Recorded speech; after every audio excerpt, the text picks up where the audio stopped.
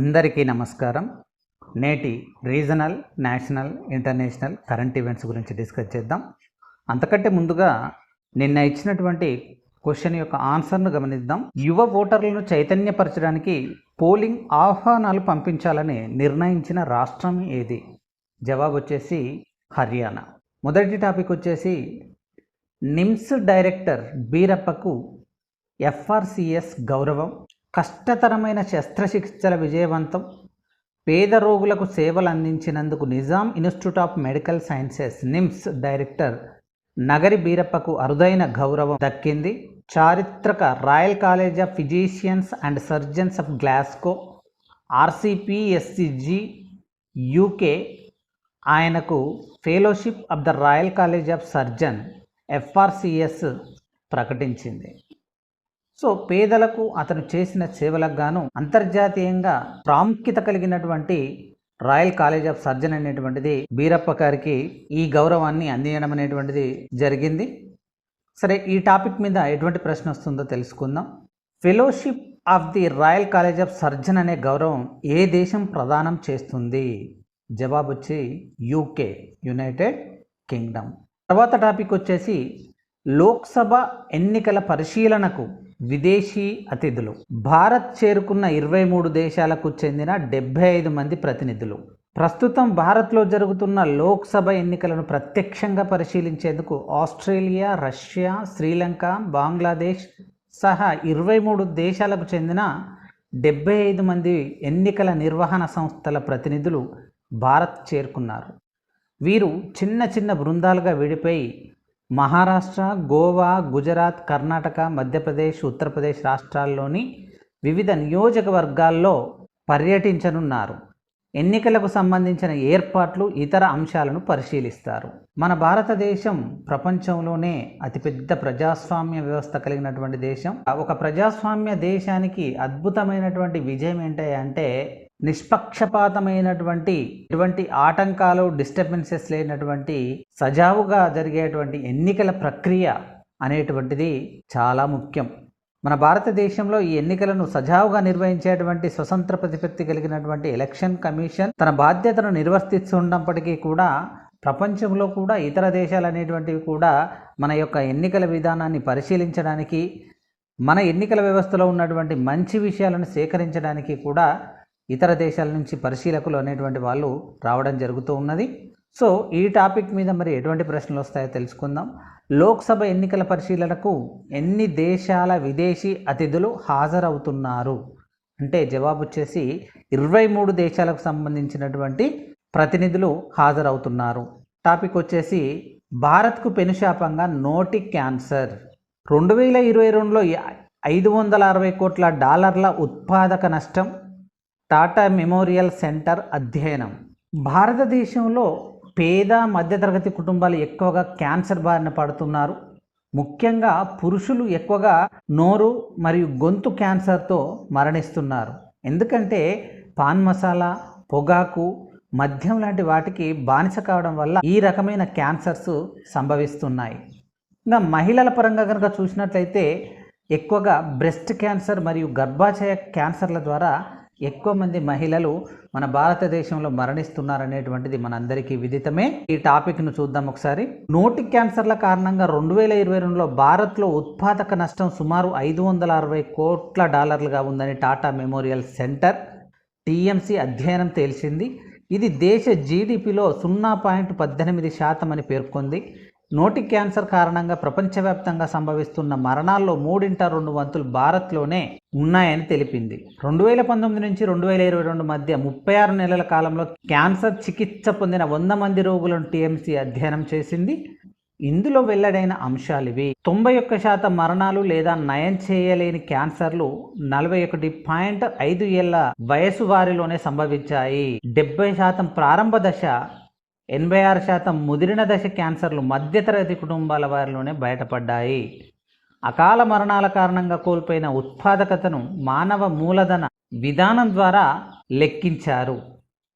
ఒక్కో అకాల మరణంతో కోల్పోయిన ఉత్పాదకతను పురుషులైతే 57,22,803, స్త్రీలైతే 71,83,917గా గణించారు.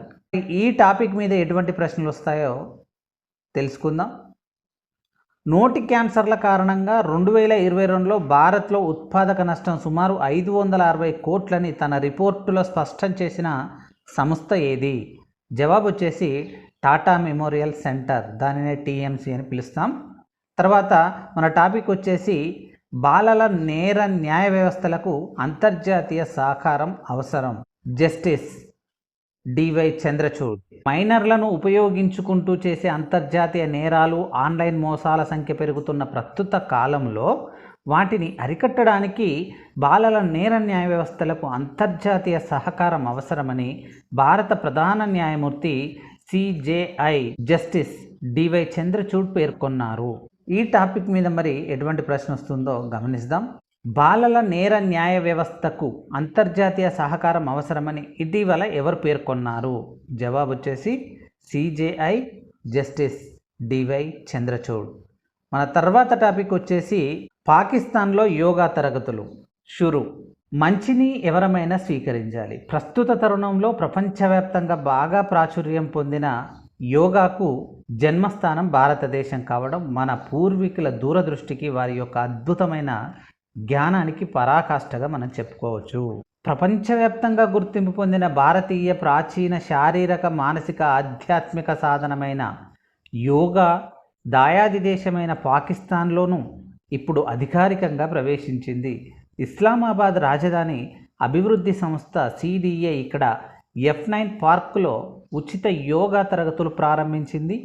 ఇప్పటికే చాలామంది ఇందులో చేరినట్లు ఆ సంస్థ ఫేస్బుక్లో ప్రకటించింది. అలాగే స్థానికులు యోగా చేస్తున్న ఫోటోలు కూడా ఆ పోస్టులో పెట్టింది.